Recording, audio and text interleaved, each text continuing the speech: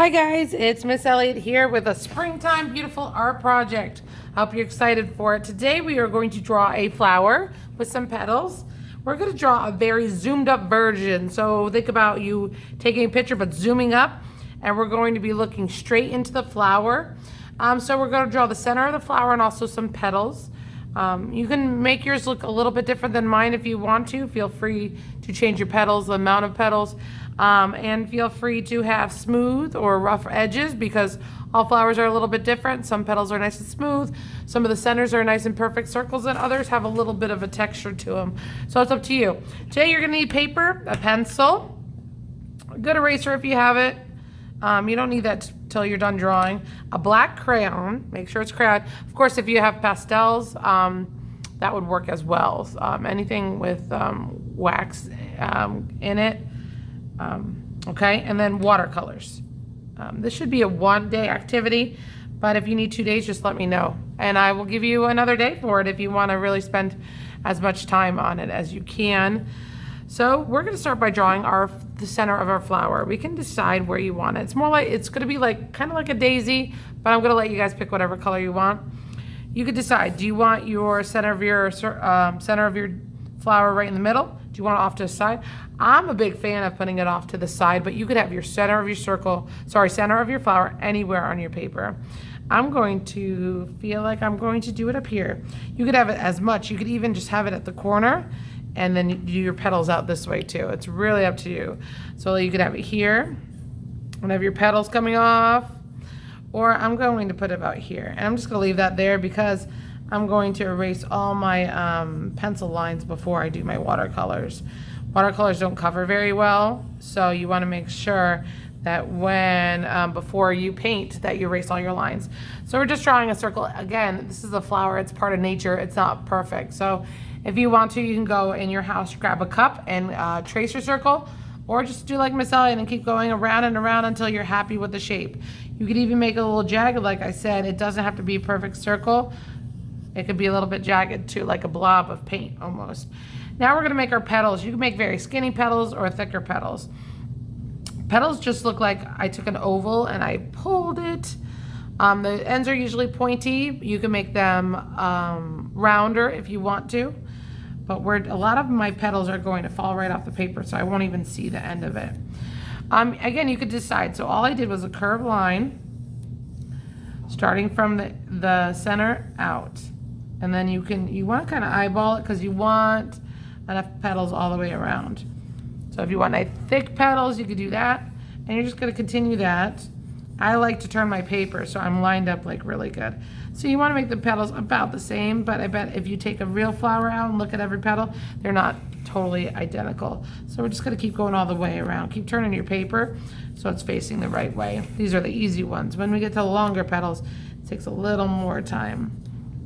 Make sure you're doing a curved line. Petals start smaller and then get bigger and then go back to being thinner, skinnier at the end. Okay.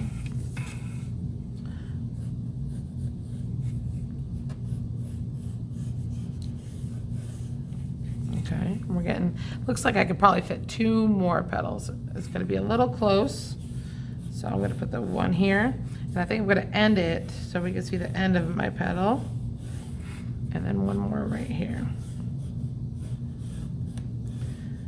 If you want a little more practice, feel free to look at yours, say, you know what, this one's way too thin. I'm gonna flip over my paper and try again. You wanna be happy with your drawing because you don't wanna do all that painting and take all that time and then decide at the end that you don't like it and you wish you would have drawn it over again.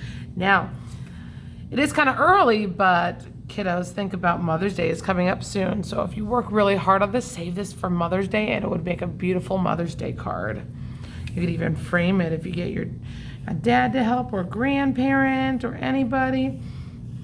You could also give it to a teacher if you want to as a present, if you work really hard at it. Once you're happy with your flower, you're gonna take that black crayon of yours, okay? Now we're just gonna trace all our pencil lines.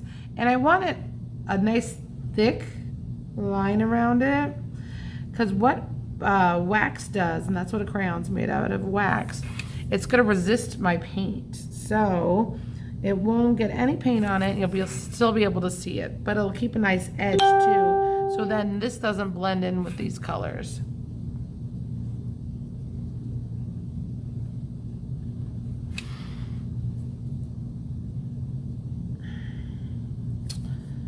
All right, so you're gonna keep going all the way around. Take your time. The first time I did this, I went too fast with my crayon. And then it doesn't make like a perfect line, you know, same with this. That's the only thing about crayons, it leaves a little white.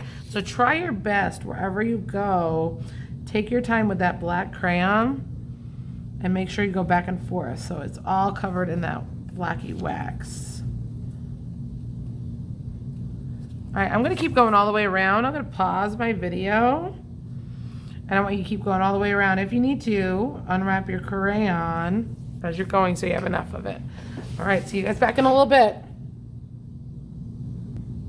All right, kiddos, I've outlined everything in black, and now I'm gonna add a couple more details before I go into my paint. I think it really looks really cool to have some black dots in the center of our flower. It just, when I paint it, you're gonna still see those black dots. This is up to you. This is optional, but I think it looks really cool, especially when you do the paint.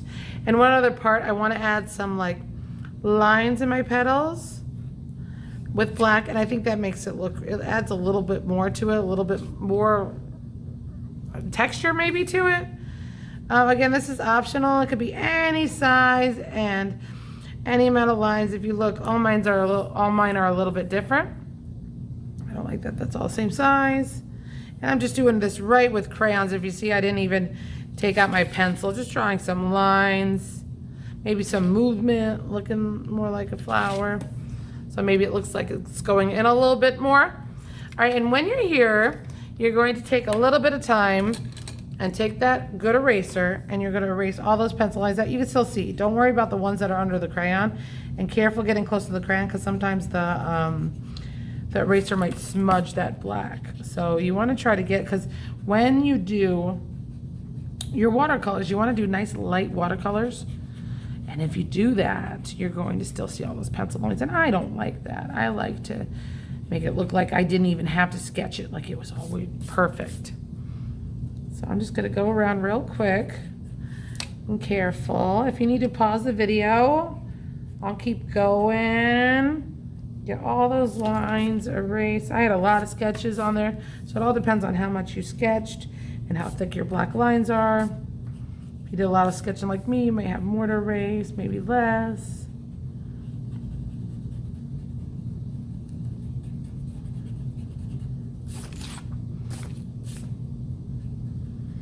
All right, I think I'm just about ready, artists. All right, so we're gonna do watercolors. Now, you're going to be able to pick your colors. You wanna pick any color for the inside, the middle, and then I want you to pick 2 colors to focus on for the petals and the background. Now, I'm gonna let you kind of choose. Now, there's colors called complementary colors. Complementary colors are colors that kind of fight against each other. They don't blend very easily. They're like total opposites, and they're actually opposite on the color wheel. So we have 3 pairs of complementary colors. Then we have colors that are, it's like tertiary colors, but colors that are next to each other on the color wheel blend better together. So I'm gonna let you pick between the 2. You can either have colors that don't blend really well together, and it's gonna make your petals stand out and your background stand out, or you want ones that kind of blend together. So let's think about our color wheel. Let me see if I have all my colors here. So we have red. Well, that's a terrible red, but that's okay. Orange.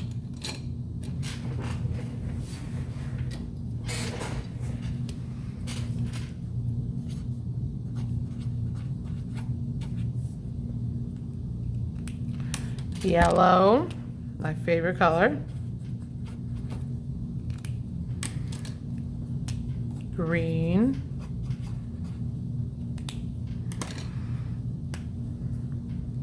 Blue, purple, just like the rainbow.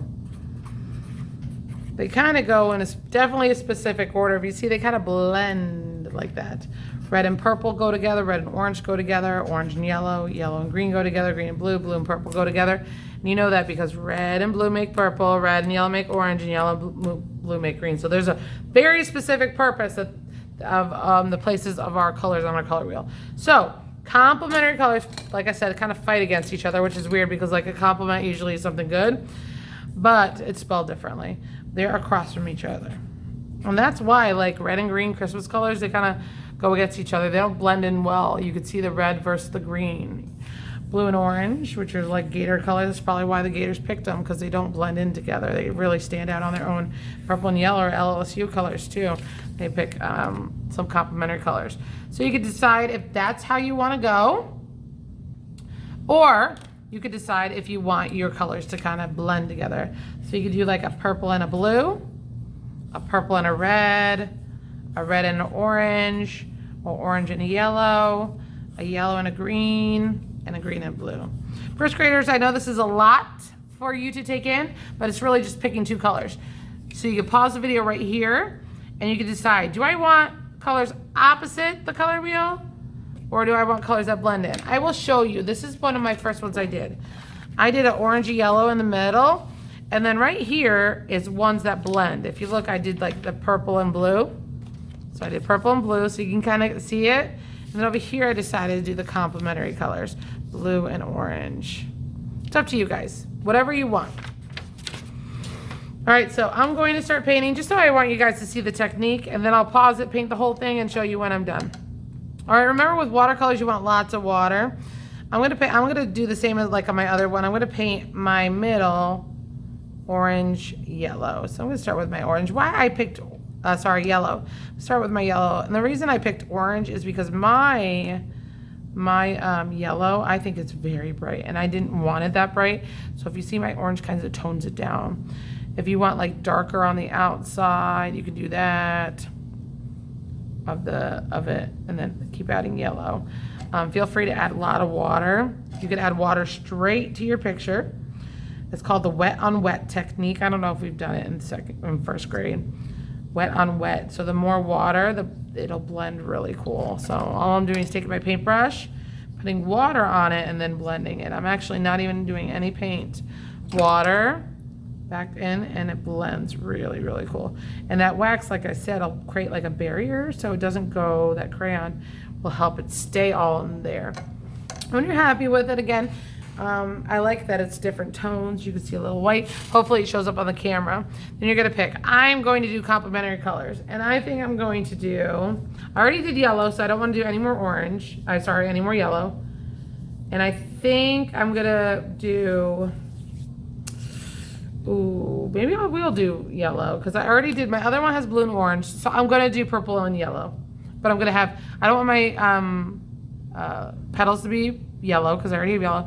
So I'll make my background yellow and my petals purple. So as I'm doing this, I like it to be different tones. So it's not all one shade, one tint, okay? So I'm going to just take a little bit of purple and put it right at the edge. Right at the edge. If you want to, you could use some blue too, because they're together. You can make like a purple blue. All right, so that's all the paint I'm using. Now I'm gonna take my dry, clean paintbrush, and just with water. If you need to, clean your water too. That's way too much blue. So then you take a little more paint. That's what I love. Whenever I paint with watercolors, I love it so much because you can't make a mistake. Because if you're like, oh my gosh, that's way too much blue. Say, wait, we'll just add some more purple, and it blends so nice. So again, just a little bit of paint. Then clean your paintbrush and drag it out to that edge.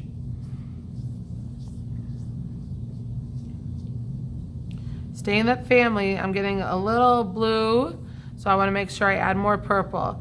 So like, let's say you picked red, you could add some orange to it, but just make sure you stay in that red family if you want to do complementary colors. So again, if you see, I'm not going to my paint at all. I'm going straight to my water.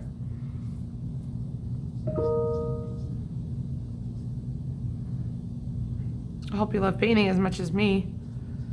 I can just sit here and paint. I have the best job ever. I get to sit and paint and look at beautiful art all day from you guys.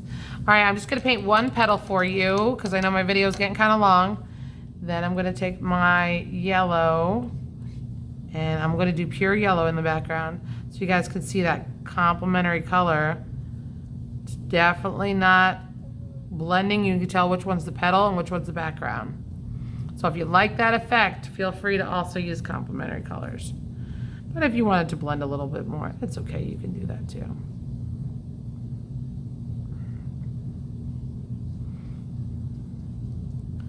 All right, well, I hope you enjoy it. I'm gonna pause it. I'm gonna bring it up just to show you my final product. But keep painting and have fun. There it is, guys. There's my finished spring flower. I think I'm gonna give it to my mom too for Mother's Day. Have a happy weekend, and I'll talk to you guys next week. Bye, first graders.